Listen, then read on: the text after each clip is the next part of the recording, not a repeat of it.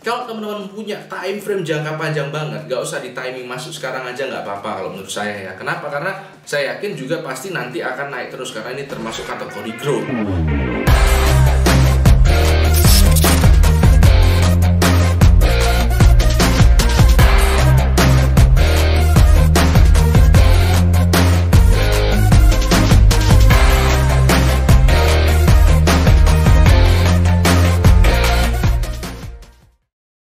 Welcome Smart Investor to my channel, Nizar Imam. Jadi episode kali ini kita akan mereview saham lagi ya. Saham yang akan kita review kali ini itu adalah Sido Muncul atau SIDO ya, Sido.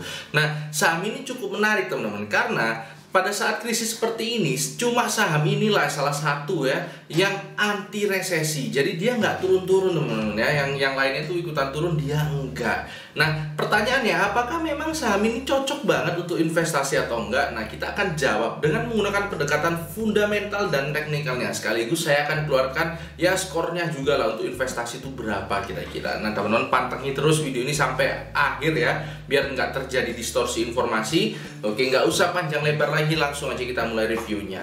Jadi yang pertama kita harus lihat grafiknya terlebih dahulu. Pasti harus ini teman-teman ya.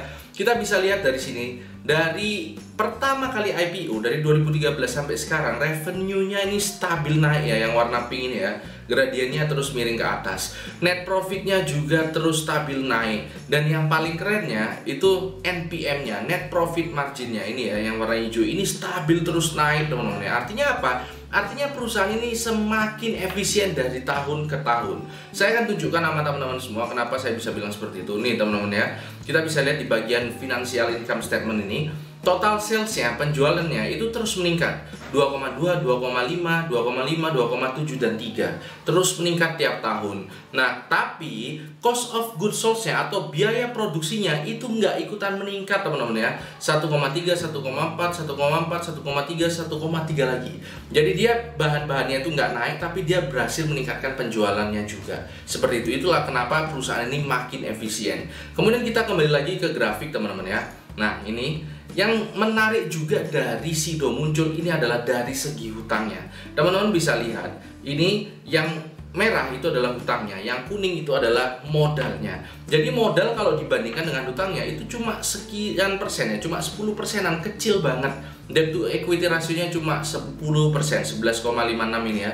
Itu kecil banget teman-teman ya. Kita juga bisa lihat, saya akan tunjukkan teman-teman semua. Di income statement ini juga kelihatan ya, interest expense-nya itu sangat kecil banget ya, cuma 60 miliar. Ya, ini untuk sekelas perusahaan bunga sekitar 60 miliar tuh kecil banget teman-teman ya. Ini sangat luar biasa. Nah, keren. Nah, kita akan coba breakdown ya. Dari segi hutangnya kita akan breakdown lebih dalam melalui laporan keuangan nih teman-teman. Nah, ini adalah laporan keuangan PT Sido Muncul ya. Nah, kita bisa lihat di bagian liabilitas, teman-teman bisa lihat ini ya. Ini dari semua komposisi hutangnya, teman-teman nggak akan menemukan bank loan ya. Hutang bank itu nggak akan kelihatan di sini. Itu berarti memang ya yang biasanya paling besar bunganya itu adalah bank loan. Nah, ini nggak ada. Ini hutang usaha semua, hutang berafiliasi semua ini ya kira-kira. Nah, ini juga nggak ada teman-teman. Jadi memang bunganya pasti kecil sekali. Artinya apa? Artinya kalau Sido Muncul mencetak laba itu nggak banyak yang keluar lagi untuk tetek bengek lainnya seperti bunga dan segala macam. Itu benar-benar jadi profit. Seperti itu teman-teman ya. Nah, kita juga bisa lihat di laporan keuangan ini juga di bagian penjualan untuk 2020 nih seperti apa kira-kira penjualannya. Tetap meningkat ini teman-teman ya. Tetap meningkat. Jadi di sini kita bisa lihat 1,4, ini 1,459. Jadi terjadi peningkatan juga di 2020. Nggak kaget teman-teman ya. Kenapa? Karena kita kalau lihat sektor industri non migas sekarang di kuartal kedua kemarin itu yang masih tumbuh tuh memang tinggal beberapa sektor aja ya. Tinggal 3 sektor teman-teman ya. Jadi ada industri logam dan industri makanan dan minuman. Nah, tapi yang terbesar itu adalah berasal dari industri kimia, farmasi, dan obat tradisional. Ini tumbuh 8,65%. Jadi nggak kaget teman-teman kalau Sido pada tahun 2020 ini labanya tetap meningkat. Itu nggak kaget. Memang harusnya seperti itu. Nah, pertanyaannya sekarang, kalau kita ngomongin Sido, kita juga lihat ya produknya ini yang berkontribusi besar terhadap penjualannya itu tolak angin salah satunya, terus kemudian Kuku Bima. Nah, pertanyaannya sekarang kira-kira berapa sih harga wajarnya? Kita akan pakai Excel saya ini teman-teman ya. Nah, ini saya sudah menggunakan berbagai macam pendekatan ya. Jadi kalau saya yang ngitung ini itu sekitar 624 atau kita bulatkan mungkin 650. Itu adalah harga wajar dari Sido Muncul dengan menggunakan 10 pendekatan. Jadi kalau harga sekarang itu sebenarnya masih cukup mahal ya, 740. Sekarang menurut saya harga wajarnya 650. Nah, tapi jangan ditutup dulu, jangan langsung disimpulkan harga wajarnya segitu, kesimpulannya belinya di situ. Belum. Kita akan coba lihat di teknikalnya juga. Kita akan lihat teknikal ya. Nah, kita akan lihat menggunakan grafik ini. Nah, ini adalah grafik Sido. Saya menggunakan weekly ya, karena mindset saya agak panjang ya time frame saya. Jadi saya pakai weekly, nggak pakai daily. Kita bisa lihat teman-teman ya. Apa yang teman-teman lihat di sini itu harusnya adalah membentuk suatu pola grafik ini. Polanya di mana? Kita bisa lihat ini teman. Nah, ini 1, 2, terus kemudian satu lagi nih 3. Nah, dari 3 pola ini ternyata memang kita bisa simpulkan grafik dari Sido itu biasanya membentuk base. Membentuk base itu seperti apa? Base itu seperti ini. Jadi konsolidasi dulu terus kemudian breakout. Konsolidasi lagi terus kemudian breakout. Konsolidasi lagi terus kemudian breakout. Seperti itu. Nah, berdasarkan historis yang seperti ini saya bisa simpulkan nanti itu juga seperti ini Sido itu. Kira-kira membentuk base lagi. Dan teman-teman harus lihat ya, kalau di sini ini kalau setelah breakout dia akan menyentuh kembali titik tertingginya pada base sebelumnya. Nah, base sebelumnya titik tertingginya ini jadi support seperti ini ya. Breakout turun. Nah, turun sampai kemana? Ke titik tertinggi yang base sebelumnya. Terus kemudian breakout lagi, turun sampai kemana? Ini mungkin sampai berlebihan kemarin waktu ini ya. Nah, ini harusnya sampai sini aja cukup. Nah, tapi balik lagi. Nah, ini juga breakout. Nah, harusnya ini juga turun lagi sampai ke titik tertingginya di sini.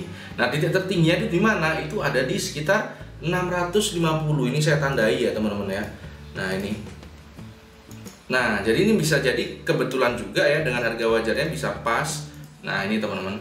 Nah, tapi harusnya memang kalau secara teknikal ini juga bisa ke situ lagi. Gitu ya secara teknikalnya. Nah, tapi sebenarnya gini, teknikal seperti ini sebenarnya favorit saya teman-teman sebagai seorang investor. Kenapa? Kalau misalnya polanya seperti ini, dia sering konsolidasi. Jadi kita ngumpuli barangnya tuh gampang, nggak volatile ya, nggak naik turun kita tinggal kumpuli nanti tiba-tiba naik, beberapa saat naik gitu ya. Terus kemudian kita kumpuli lagi, tiba-tiba naik lagi. Nah, ini sebenarnya paling enak ngumpuli saham untuk investing seperti ini ya polanya. Ini paling pas. Jadi ini ya bagus juga sih teknikalnya seperti ini. Nah, ini kesimpulan totalnya dari analisa saham saya. Jadi harga market itu 740, fair value-nya di 624 atau kita bulatkan 650, margin of safety-nya kurang lebih masih minus ya, belum ada margin of safety-nya. Nah, poin skor total untuk saham ini itu saya kasih 8 teman-teman ya. Dengan rincian GCG-nya maksimal poinnya, bisnis prospect dan leading company yang mewakili competitive advantage juga nilainya maksimal. Kemudian under value enggak, profit konsistensi stabil ya, dividend payment konsistensi stabil, under value-nya aja yang poinnya 0. Nah, kenapa seperti itu? Kalau teman-teman lihat video saya Telkom kemarin, GCG itu nggak saya kasih penuh ya, cuma saya kasih 0,5. Kenapa? Ada yang nanya gitu kan? Karena sebenarnya kalau misalnya BUMN itu ya, saya kurangi nilainya ya, saya kurangi 0,5. Terus kemudian juga banyak kasus juga ya. Kalau Telkom kemarin yang masih Denny Siregar, terus kemudian banyak keluhan juga. Nah, kalau Sido Muncul ini nggak ada. Teman-teman harus lihat ya, ini Sido Muncul ini dipimpin oleh Pak David Hidayat sejak Mei 2018 ya. Nah, ternyata kalau kita lihat di sini Pak David Hidayat, nah ini teman-teman, Pak David Hidayat kalau track recordnya saya lihat, beliau ini sudah di Sido Muncul itu sejak tahun 98 teman-teman. Jadi harusnya beliau ini sudah sangat mengerti sekali tentang bisnis Sido Muncul, kelebihannya di mana, tantangannya di mana, itu sudah paham bener. Jadi ini merupakan suatu kelebihan juga, sehingga GCG-nya saya kasih 2 karena pemimpinnya bagus, capable, terus kemudian juga ya pesaingnya nggak ada ya, dan bisnis prospeknya juga sangat menarik ya. Sebenarnya di sini pesaing utama itu sebenarnya Kalbe Farma teman-teman ya, harusnya. Tapi Kalbe Farma di sini tuh segmentasinya berbeda. Kenapa? Karena Sido itu obat tradisional. Nah, yang obat tradisional lain yang masih IPO itu kayaknya belum ada, sehingga ya nggak ada pesaing. Terus barangnya juga mungkin sampai 20 tahun lagi jamu-jamuan itu masih dipakai ya. Jadi competitive advantage-nya nilainya penuh. Nah, profit konsistensi teman-teman sudah lihat sendiri di grafik ya, stabil naik sudah 5 tahun berturut-turut, dividen juga selalu bayar. Jadi total keseluruhan poinnya adalah 8. Dan kesimpulannya secara time frame, kalau teman-teman punya time frame jangka panjang banget, gak usah di timing masuk sekarang aja nggak apa-apa kalau menurut saya ya. Kenapa? Karena poinnya 8 untuk investasi, dan saya yakin juga pasti nanti akan naik terus karena ini termasuk kategori growth. Tapi kalau teman-teman nggak mau masuk ya buru-buru ya, mau men-timing juga, mau masuk di saat yang tepat juga, saya rasa bisa ditunggu di daerah sekitar 650-an. Nggak usah pas-pas 650 banget ya, 660 mungkin atau berapa, itu teman-teman bisa masuk ya. Tapi itu mungkin juga jangka menengah lah, mungkin sampai ke sana, nggak langsung besok juga 650-an. Seperti itu kesimpulannya. Nah, episode kali ini itu aja ya. Jangan lupa komen, like, dan subscribe, dan jangan lupa follow IG saya. Karena informasi tercepat dari IG sih sebenarnya. Kalau ini harus ngedit dulu saya. Oke, itu aja. Terima kasih karena hidup harus seimbang, tetap cerdas dan tetap santai.